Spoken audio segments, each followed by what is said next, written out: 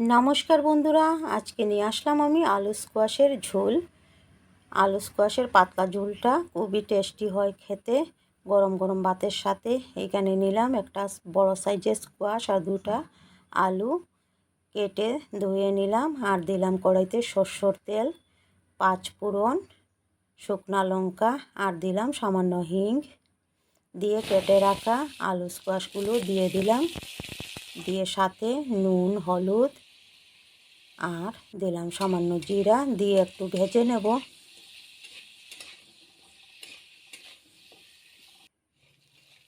একটু ভালো করে ভেজে নেবার পর এখন দেব আমি থেতানো আদা আর কাঁচা লঙ্কা।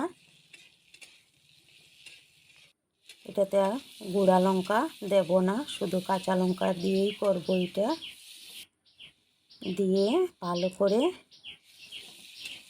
ভেজে নিলাম, তারপর দিয়ে দিলাম জলটা দিয়ে একটু নাড়াচাড়া করে দিলাম ফুটতে। এখন দিলাম সামান্য চিনি, দিয়ে ভালো করে ফুটিয়ে নিলাম। এখন দিয়ে দেব গরম মশলা দিয়ে আর কয়েকটা আলু ভেঙে দিয়ে দেব আমি হাতা দিয়ে।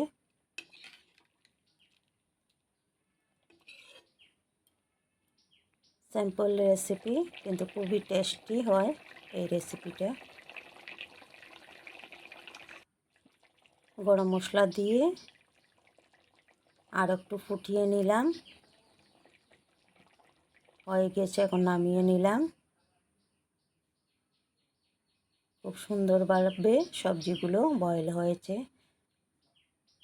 কেমন হলো নিরামিষ রেসিপিটা বলবেন। বাই।